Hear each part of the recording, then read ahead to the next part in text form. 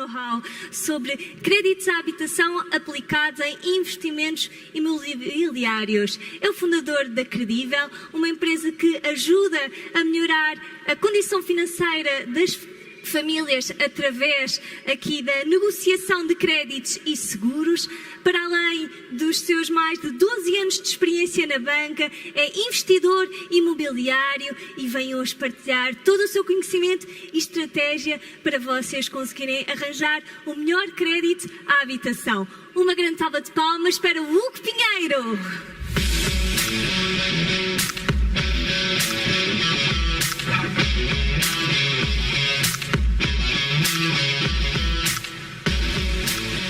Alô, ainda está tudo a comer croissants. Pessoal, bom dia, meu nome é Hugo Pinheiro. Antes de começar, gostava mesmo de agradecer o convite do Ruben e de agradecer-vos a todos estarem aqui presentes. Gostava mesmo de uma salva de palmas para esta organização e para vocês. Obrigado mesmo.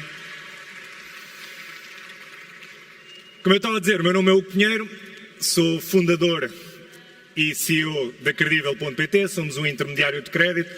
Já fiz inúmeras coisas, nunca abri uma loja de piolhos, como o João, ok?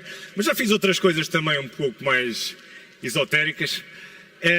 E hoje venho aqui falar-vos um bocadinho de alavancagem no mercado imobiliário. Só para ter uma noção, quem é que teve cá o ano passado? Estava à espera de mais gente. Ok. Quem é que já me ouviu falar alguma coisa disto? Boa. Quem é que nunca me ouviu? Que é para ver se não é... Ok. Boa. Para quem já me ouviu, o ano passado tenho uma boa notícia. É que os meus slides hoje estão a preto, não estão a branco, vocês conseguem ver bem, e não parece que foram feitos pelo meu filho mais novo. Por outro lado, para quem também já me ouviu, vai levar aqui, porque só me pagam para isto, que é para falar de investimento imobiliário e de financiamento. Eu hoje tinha muito mais para dizer sobre outras coisas, nomeadamente como é que o Benfica está a jogar. Mas pronto, vamos para este tema que me trouxe aqui. Alavancagem. Pessoal, tão ou mais importante que o dinheiro que nós temos no bolso é o dinheiro que o banco nos financia, ok? Como já viram há pouco, tanto os Joões falaram-vos da importância de encontrar bons negócios, mas do outro lado está a importância do dinheiro, ok? E é isso que nós vamos aqui falar. O João fala muito de parceiros, o João há pouco já falou também mais de bancos e é isso que eu vos trago. Trago-vos e venho falar um bocadinho de alavancagem. O que é isto? É usar o dinheiro de terceiros para gerar a nossa riqueza. Isto pode ser através de bancos, de investidores, de parceiros. Eu prefiro trabalhar com o dinheiro dos bancos. E porquê é que prefiro isto? Como eu defendo, o nosso dinheiro é limitado. Okay? Posso ter muito dinheiro, posso ter 500, 1 milhão, 2 milhões, mas o meu dinheiro é sempre limitado. Já o do banco permite-nos, obviamente, escalar para outro patamar. Depois, o dinheiro do banco é o dinheiro mais barato do mercado a seguir ao dos nossos pais. Okay? É mesmo, quer dizer, alguns pais ainda se fazem pagar caro, eu vou fazer pagar caro aos meus filhos pelo dinheiro que lhes vou emprestar. Mas a verdade é essa, não há dinheiro mais barato que o dinheiro do banco. Nós estamos a falar de taxas variáveis, neste momento, spreads de 0,5, 0,6. Ninguém nos vai emprestar dinheiro mais barato que isto, ok? Há pouco também vimos o João dizer, ele próprio fica com 60% do negócio. O banco não vos vai pedir 60% do negócio. O negócio, a lucro, é vosso, só tem que tirar a prestação, ok? Depois, até os maiores milionários, bilionários financiam. As maiores empresas do mundo financiam. Se vocês repararem na Apple, vejam quanto é que é o passivo deles. Vejam a parte do financiamento deles, ok? Porque é que a Apple, que está cheia de dinheiro, financia? Porque se financia um valor muito baixo, 2%, 1%, o que seja, e vai aplicar no seu negócio e vai recolher 17%, 18%, 19%. Financeiramente isto parece-me, obviamente, interessante. E não só as grandes empresas, os países, autarquias, toda a gente se financia. É o crédito que faz rolar, obviamente, a nossa economia. Depois, obviamente, que a parte do imóvel, a valorização de rendas, conta depois para o cálculo do financiamento, ok? Outra coisa, eu não descapitalizo. Eu, se tiver, obviamente, algum valor, se eu recorrer a crédito, se eu me alavancar, eu não vou descapitalizar, para não falar do retorno sobre o investimento, ok? Quer seja o ROI, quer seja o cash on cash, é muito mais interessante fazendo com o dinheiro do banco, ok? Então, como é que eu vou aumentar os meus ganhos usando financiamento e não usando capitais próprios? Por exemplo, primeira coisa, eu posso comprar vários imóveis.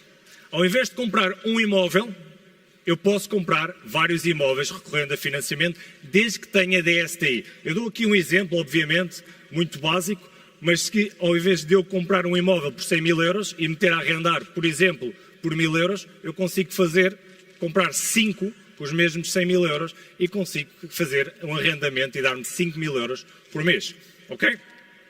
Já depois vou voltar a isto, obviamente, mais à frente, em mais detalhe, desde que eu tenha DSTI para isto. Depois, aproveitar a valorização do imóvel. Como o João Velez estava a dizer, e bem, eu posso ter cash flows, mas também aproveitar a valorização, ok? Portanto, os imóveis tendem a valorizar, eu aqui estou só a colocar 2% ao ano, já perceberam que eu não sou o maluco dos créditos, a verdade é que eu sou muito conservador mesmo, e só estou ali a meter 2%. O João mostrou que no último ano foram 16% de valorização no mercado imobiliário nacional. Okay? Depois, refinanciar. Eu consigo, com um imóvel meu ou de outros, refinanciá-lo e comprar outro, aproveitando a valorização do mesmo. E eu também posso usar as rendas que eu tenho. Já percebi que há malta que não gosta tanto de arrendamento tradicional, outros gostam mais de alojamento. Eu tenho as minhas opiniões, obviamente, mas os bancos gostam muito de ver rendas, gostam de ver constância de rendimentos a entrar na conta, ok? E isto vai ser bom para a vossa estratégia de alavancagem. Depois, a inflação joga a nosso favor. O que é que eu quero dizer com isto? Como vocês sabem, o dinheiro perde valor ao longo do tempo. Mas isto também conta para o dinheiro que nós pedimos emprestado. Se eu pedir emprestado dinheiro há 10 anos atrás, 200 mil euros, não vale o mesmo que hoje. Portanto, eu estou a pagar menos hoje do que o dinheiro vale. E isto é uma grande vantagem que muitas das pessoas também se esquecem, ok? Portanto, qual é que é a melhor estratégia? Malta, comprar a pronto, eu percebo, é interessante, é seguro. Vocês têm 100 mil euros, colocam 100 mil euros e ficam fora do mercado. Pode ser mais interessante para uns se calhar dormem melhor do que outros.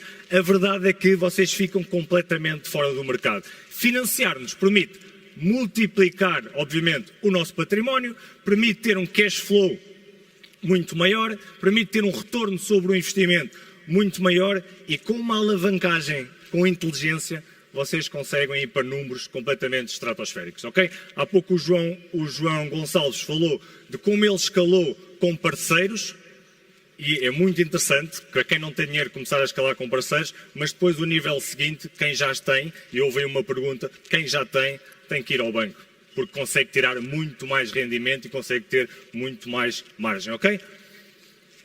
Outra coisa que concordo, quem não tem muito dinheiro, não se meta no arrendamento tradicional, porque vai ficar completamente fora do jogo e depois vai ser muita dificuldade em acompanhar. Hugo, o que é isto da DSTI que tu falaste? A DSTI não é mais que a antiga taxa de esforço, ok? É uma percentagem mensal do cliente, líquida neste momento, antigamente era bruta, que é usada para pagar créditos. Eu dou-vos aqui um pequeno exemplo. A DSTI hoje em dia não pode ultrapassar os 50% do rendimento líquido. Ok? Depois alguns bancos contabilizam se tem o agregado familiar, se tem um filho, 2 filhos, 3 filhos. Eu acho que aqui em média os bancos estão a contabilizar que os vossos filhos custam 250 euros por mês. Ok? Meus filhos custam um balúrdio, custam muito mais de 250 euros por mês, mas isso são os meus. No entanto, só para vocês terem aqui uma ideia neste exemplo, a DSTI usa uma coisa que se chama taxa de stress. A taxa de stress média ou base são 3%. Como a Euribor subiu até 4%, o Banco de Portugal, e bem, porque estava a ser muito difícil os portugueses comprarem casa, baixou esta taxa de stress para 1,5%. O que é que isto quer dizer? Quer dizer que se vocês ganharem, por exemplo, 2.000 euros, a prestação máxima que o banco vai-vos emprestar será qualquer coisa como 819, 820 euros. com a taxa de stress atual, que estamos a falar de 1,5, vocês conseguem ir até 202 mil euros, ok? No entanto, ao que tudo indica, a taxa de stress vai voltar a subir. Porquê? Porque a Euribor está cá em baixo e o Banco de Portugal já fica com medo que a malta dê um passo maior que a perna. Portanto, se isto acontecer nos próximos meses, em vez de 202 só conseguem ir até 175 mil euros. Isto faz toda a diferença para quem quer começar a investir e para quem quer se financiar, ok? Quanto a mim, se tivéssemos explicado, eu trabalhei num banco 10 anos, ninguém me explicou isto, ok? Quanto a mim, se me tivessem preparado para isto, eu tinha-me financiado se calhar ainda mais cedo do que me financio hoje. Eu tenho malta a chegar-me, 50, 60 anos, e que tem muita dificuldade em financiar-se. Porquê? Porque o prazo máximo normalmente são até 75 ou 80 anos e as prestações ficam muito altas e já não se conseguem financiar. Portanto, malta mais nova, começa a pensar nisto, que pode ser muito interessante. Ok, Hugo, como é que eu posso iniciar com pouco dinheiro? E eu pouco dinheiro aqui vou colocar 20 mil euros, apesar de conseguirmos um pouco menos, ok? Só para vos dar aqui uma ideia. Eu posso começar com 20 mil euros e comprar a minha primeira casa como habitação própria permanente, por exemplo, mesmo que não vão morar para lá. O que interessa aqui é que o banco para a habitação própria permanente vai desemprestar 90%.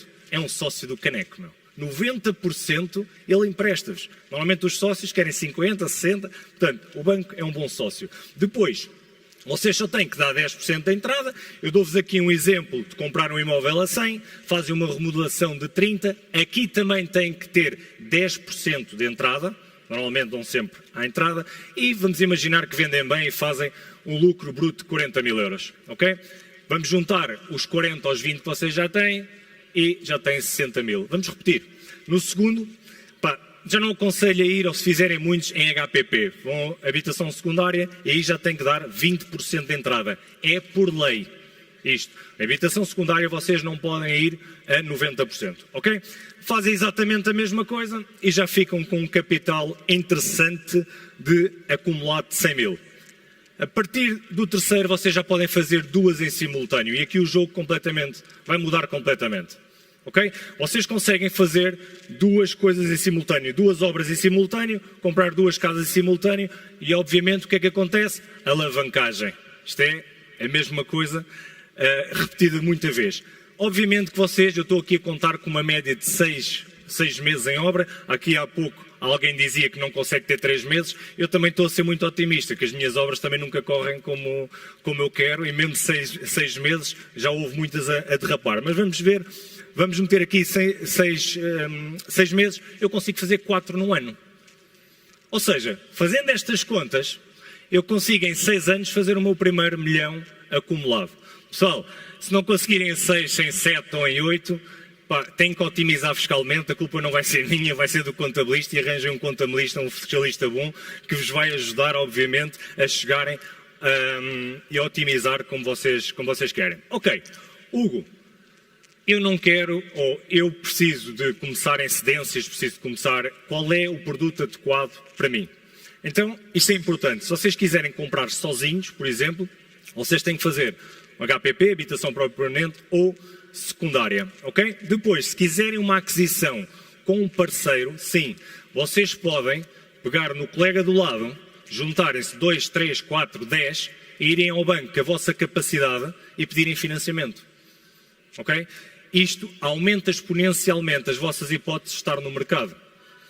Há bocadinho estávamos ali a ver, vocês se ganharem só 1000 euros, se calhar vão competir cá mais em baixo. Mas se juntarem com 3, 4 colegas que tenham um DSTI interessante, vocês conseguem, se calhar, estar noutro patamar onde não há tanta concorrência. Ok? Cedências de posição. Cedências de posição, eu aconselho refinanciamento. No entanto, muita atenção a financiarem-se para cedências de posição. Isto porquê? Como vocês sabem, isto não é matemático. Isto também pode correr bem, mas pode correr mal. Eu posso financiar-me e achar que vou ceder a minha posição daqui a um ano, por exemplo, mas pode não acontecer e eu continuo com o financiamento. Ok? Portanto, muita atenção vocês a fazerem financiamentos nas cedências de posição. Ok? CPCV, refinanciamento. Leilões ou imóveis sem licença de utilização. Refinanciamento. Construção. Os bancos financiam, grande parte dos bancos, terreno mais construção. Ok? Isto é muito importante vocês perceberem. Há malta que, por não ter terreno, pensa que os bancos já não emprestam e é completamente diferente. E isto acaba por ser, obviamente, uma lógica. Hugo, não tenho dinheiro nenhum de entrada. Tenho um imóvel, ou os meus pais têm um imóvel, ou a minha avó tem um imóvel, ou a minha tia tem um imóvel. Malta, podem refinanciar esse imóvel, desde que eles os deixem. Ok? Não podem fazer as coisas sem eles saberem. Ok? Depois, Hugo, não quer saber de imobiliário para nada, quer investir na minha empresa, quer começar a minha empresa e o banco nem sequer olhou para o meu business plan. Refinanciem o imóvel. Okay? Hugo, o banco não me está a financiar, eu simplesmente quero dar-te sinal para uma casa. Refinanciem. Okay? O que é isto do refinanciamento? Não é mais que um crédito de médio e longo prazo, é um crédito com uma garantia hipotecária, ou seja, eu tenho que ter um imóvel. Eu tenho que ter neste momento um imóvel, eu ou alguém tem que ter um imóvel, ok?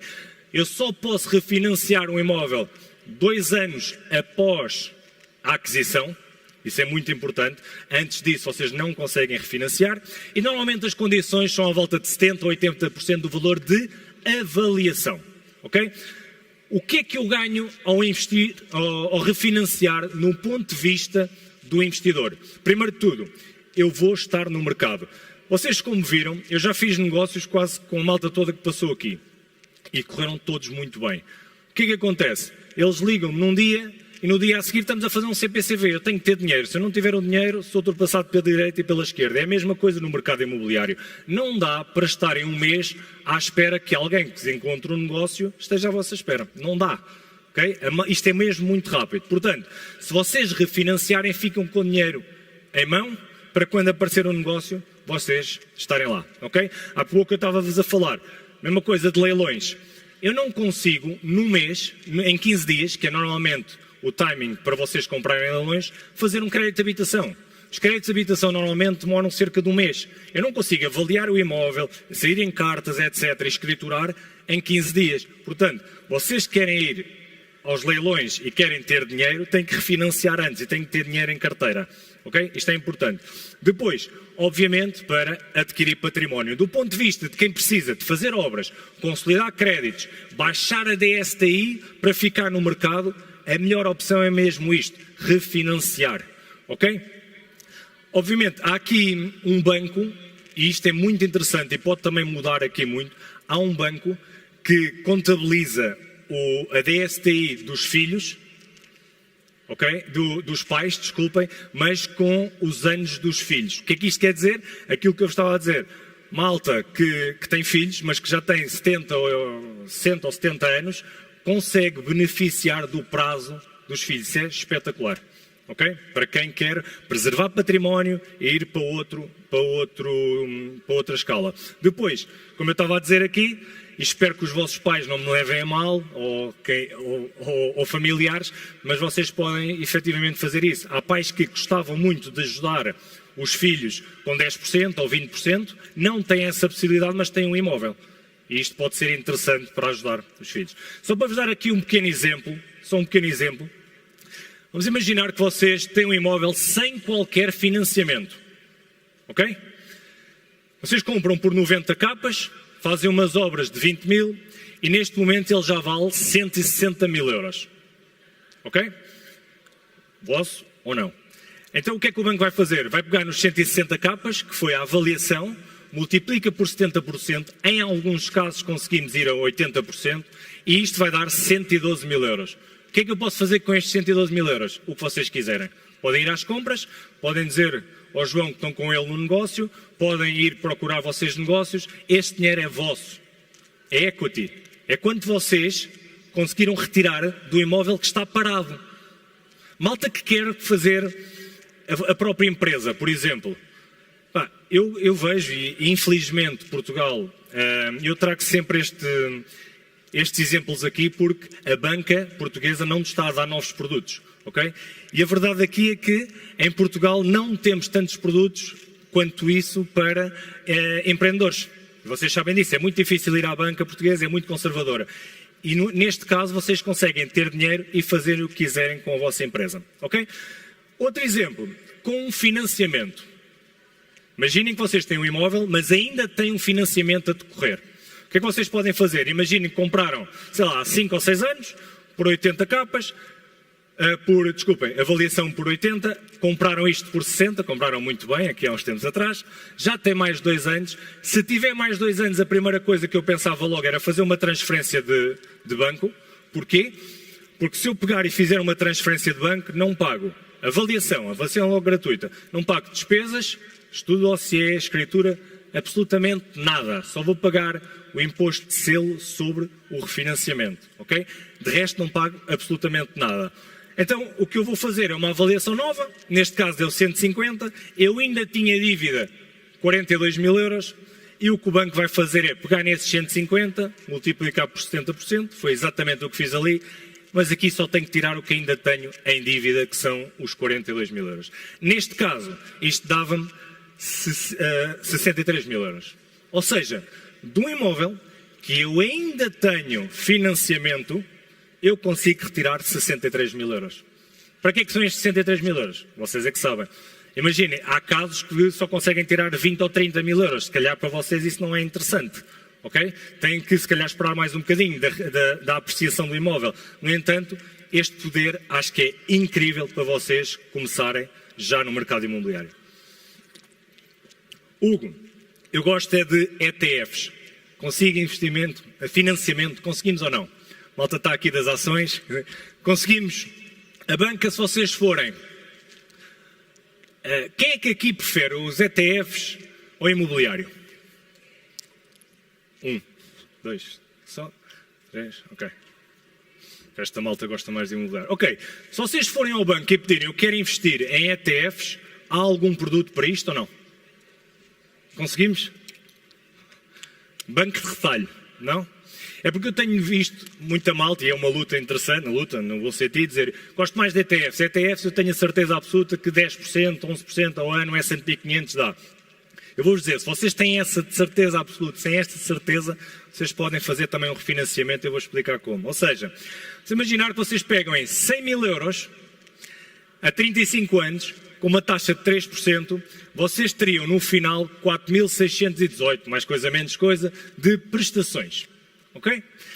Se vocês colocassem isto, os 100 mil euros, no S&P 500, vocês acreditarem ter uma fezada do caneco, que isto vai dar sempre 10% ao ano, em termos de distributivos, e já tirando 28%, isto iria-vos dar 7.200 euros. Temos um diferencial de 2.582.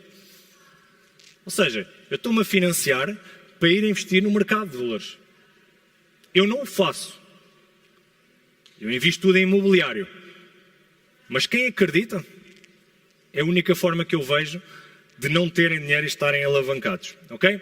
Claro que nada disto é certo, mas vejam, com 100 mil euros, o que é que vocês podiam fazer a parte acumulativa, por exemplo. Se a história está certa, e está, com os 10% ao ano, vocês se calhar conseguiam ter 2 milhões e 51 daqui a 35 anos. Ok? Hugo, interessa mais o arrendamento. Não me interessa tanto isto, interessa mais o arrendamento. Tenho 100 capas. Devo de refinanciar, sim ou não? Imaginem que vocês têm todos 100 mil euros no bolso. E eu vou-vos mostrar que há aqui uma casa a 100 mil euros. Quantos de vocês compravam a casa a pronto? Não, sejam sinceros, senão vocês estavam todos endividados. Quem é que não comprava a casa a pronto? Fixe. Boa, ok. Boa. Há uns que não sabem bem. Boa. Com 100 mil euros, a verdade é que se perguntasse aos meus pais, eles compravam a casa a pronto. Mas é que não havia dúvida absolutamente nenhuma. E grande parte das pessoas que eu já convivi, não comprava a casa recorrendo a financiamento. Ok? Isto faz parte também um bocado emocional. Mas eu vou-vos dar aqui um exemplo. Nós comprámos uma casa, 100 mil, e desculpem isto ter muita coisa, mas eu vou simplificar. Reparem, uma casa com 100 mil euros, ok? Nós tínhamos capital próprio 100 mil euros e a renda líquida dava 1.000 euros por mês, ok? Eu financiava 80%, dava aqui uma taxa de juro de 2,5%. Se eu financiasse a pronto, qual é que era a grande vantagem? Não tinha uma prestação, estava confortável, não tinha dívidas ou encargos e o meu cash flow era de 1.000 euros, era mais elevado do que se eu financiasse, ok? No entanto, uma limitação brutal no crescimento, baixa alavancagem e não tinha a possibilidade de multiplicar. Se eu recorrer a financiamento, no segundo, o meu cash flow já é maior que no primeiro. O meu retorno cash on cash é muito superior. E o meu retorno, o meu ROI, muito superior é. O que é que eu quero dizer com isto, malta? Malta que muitas das vezes diz, ok, eu meto lá 100, mas pelo menos tiro 1000 e não tenho que pagar ao banco. No segundo, vocês já estão a ganhar mais dinheiro. Para não falar da apreciação do imóvel e para não falar, obviamente, que vocês podem fazer isto 2, 3, 4, 5 vezes, desde que tenham DSTI para tal. Aqui uma grande questão e muito importante é que vocês, a partir do primeiro, esta renda já contabiliza para a vossa DSTI. Coisa que a fazer fix and flips vocês não conseguem, ok? Temos mais dificuldades, muita atenção a isso. Porquê? Porque o banco, como é conservador, eu posso concordar com isto ou não, ok? Mas o banco, como é conservador, o que ele vai dizer é, ok, todos os meses entra valor na conta. Enquanto se eu comprar e vender, entra uma grande matia de dinheiro, mas não é garantido que nós vamos fazer uma venda nos próximos meses. Okay? Isto é mesmo importante vocês perceberem que muitas das vezes quando se monta um plano, nós temos que ter a perfeita noção do que é que o banco vai pedir. Okay? Já estou noutro patamar. E isto é normal. Um investidor começa nas cedências, fix and flip, talvez arrendamento, alojamento local, mas quem tem curiosidade vai às moradias e vai à construção. Okay? Eu neste momento estou a passar por isto, gosto e estou a gostar. Já fui também enganado em tudo, já tive malta que desapareceu, portanto, tudo o que é de mau já me aconteceu, ok? Portanto, nunca queiram fazer uma parceria comigo, porque vai correr mal de certeza absoluta, está bem? Só não corre mal aos financiamentos.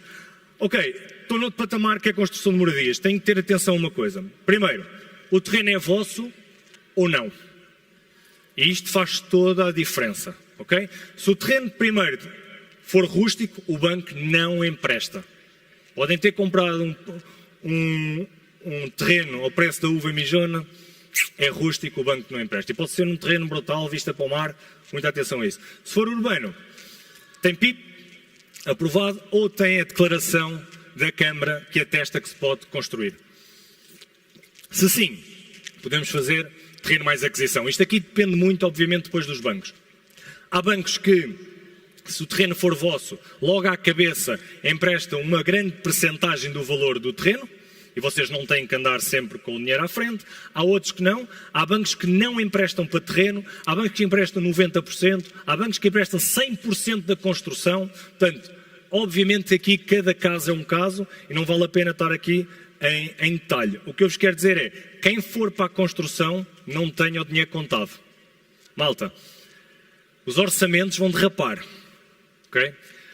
O avaliador vai lá e vocês acham que aquilo está a 70% e o avaliador acha que aquilo está a 50%. Portanto, tenham muita atenção e tenham dinheiro de reserva, porque vão precisar desse dinheiro de reserva. Eu tenho indicação por alguns bancos que já estão a diminuir a percentagem de valor de libertação inicial, porque já está a coisas a correr mal. Okay? Já está a haver aqui algumas falhas nas construções, outra vez. E isso lá atrás, há 10, 15 anos, foi muito usual. Okay? Portanto, antes de irem para isto, vocês têm que perceber quais os capitais próprios que eu tenho, quanto é que vale o terreno e, obviamente, qual o valor da construção. Este foi o melhor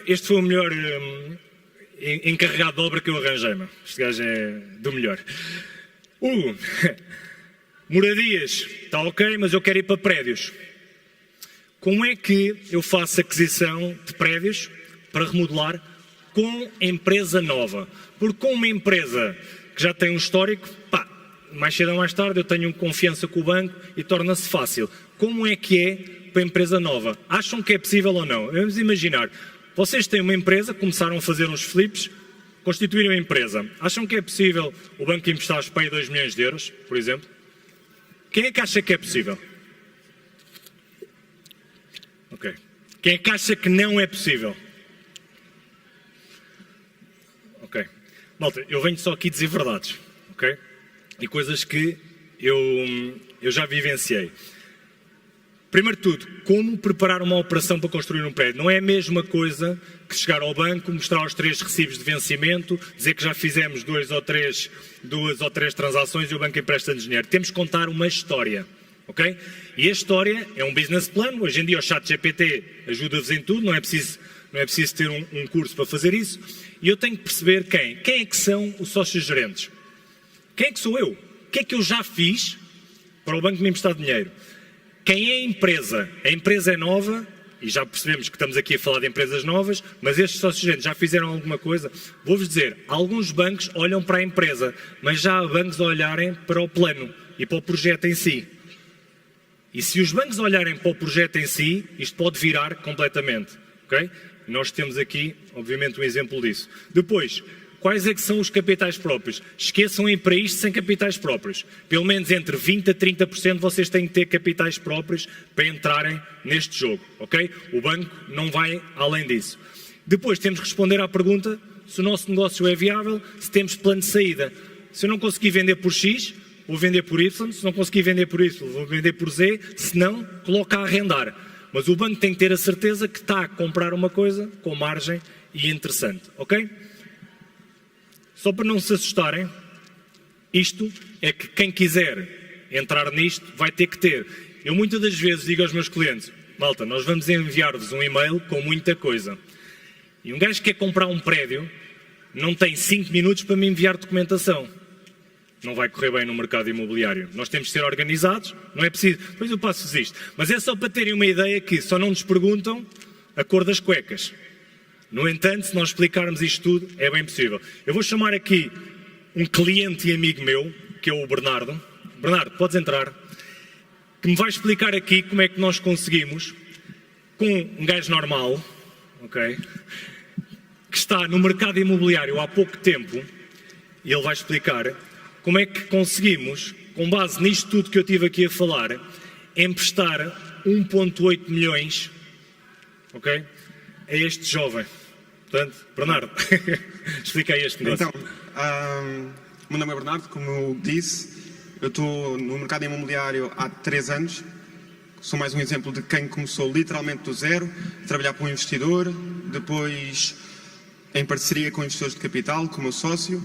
E durante estes 3 anos, agora mais recentemente, há 6 meses, surgiu-nos esta oportunidade de comprar este prédio a 120 mil euros a fração no centro da Penha de França, em placa, com elevador. E, portanto, um excelente negócio, mas com algumas particularidades, que era 16 estavam arrendadas e estavam em propriedade total. E, portanto, para os investidores, existe aqui uma componente de risco que é, não existe a previsão da conclusão do negócio. O que é que nós fizemos? Fizemos um business plan, vamos ao Hugo e depois à banca, que nos aprovaram 1,8 milhões. Com isto, reunimos um sócio de capital, que é sócio neste veículo específico que tiramos para este prédio. Avançámos para a compra do prédio, já temos mais 2 prédios em linha para serem escriturados, construção a ser feita, buy-to-sells com a banca, e por isso o que aconteceu foi que com a banca, com o mesmo nível de input, com o mesmo nível de esforço, amplificámos o nosso negócio, estamos a olhar para coisas que antes não olhávamos, e por isso agradecer à banca, mas principalmente aqui ao Hugo. Paguei-te bem. Malta, é só para perceberem uma coisa. Há 2 anos eu tinha bola, ok? E o banco conseguiu emprestar 1,8. O que eu estou aqui a dizer é não há impossíveis. É difícil, sim, é difícil contar a história, mas o que o banco percebeu é, nós estamos a comprar na Penha de França T2 ou T1s a 60 mil euros. Isto é negócio. Ou seja, quando os bancos começarem a olhar para o negócio e não para a empresa, conseguimos viabilizar muito mais negócios, que foi, obviamente, o caso. Só para ficar de consciência tranquila, podes deixar ficar, aqui ao pé de mim. Só para ficar de consciência tranquila, malta. Primeiro de tudo, no crédito não pode nem deve haver chapa 5, ok? A vossa história interessa, a resposta mais utilizada e que nós damos sempre é depende, ok? Não é pelo colega do lado ou investidor do lado ter conseguido que nós vamos conseguir, não é por ele não ter conseguido que nós não vamos conseguir. Depende, cada caso é um caso, por isso é que precisamos daquela documentação toda, ok? Se a tua empresa tem capitais próprios negativos, altera já isso, fala com o teu contabilista. Nenhum banco empresta dinheiro a uma empresa em falência técnica. Portanto, não pode haver capitais próprios negativos na empresa, ok? Cuidado com a alavancagem excessiva. O que nós falamos aqui é uma alavancagem chamada alavancagem boa, o crédito bom, que serve para comprar ativos. Muita atenção ao crédito para comprar passivos. Planeiem, estruturem. Eu há bocadinho estava-vos a dizer uma questão que foi os refinanciamentos. Vocês não contratem logo o refinanciamento. Se vocês ainda não tiverem um negócio em vista, vocês apenas e só façam tudo e não escriturem, só escriturem quando o negócio efetivamente tiver em vista. Depois, um bom plano garante maior rentabilidade e menor risco. A alavancagem não serve só para comprar imóveis, serve para comprar empresas, por exemplo, serve para nós aumentarmos o nosso portfólio de ativos. Atenção ao cash flow positivo, obviamente, e à tua margem de segurança. Eu tenho alguns clientes que têm 10 imóveis e com cash flow negativo ou zero. O que é que eles assumiram? Eu vou estar 10 anos com cash flow negativo, mas daqui a 10 anos eu tenho imóveis completamente livre de ónus ou encargos. Eu vou viver só dos imóveis que tenho arrendado. Pode ser. É uma estratégia. Está tudo bem. Okay? Eu gosto de ter cash flow positivo, por exemplo, em tudo o que faço. Okay? Mas isso sou eu. É estratégia. Depois, fazer contas. Sermos rigorosos e fazer um plano. Malta, eu não vos quero vender nada. A verdade é que se vocês não lidam bem com o facto de ter um financiamento, temos que aceitar, está tudo bem, porque às vezes a parte emocional também é importante. É bom dormirem descansados, ok? Se não forem mais rápidos, vão mais lentos, mas façam contas e vejam se faz sentido para vocês. Está bem, malta? Muito obrigado.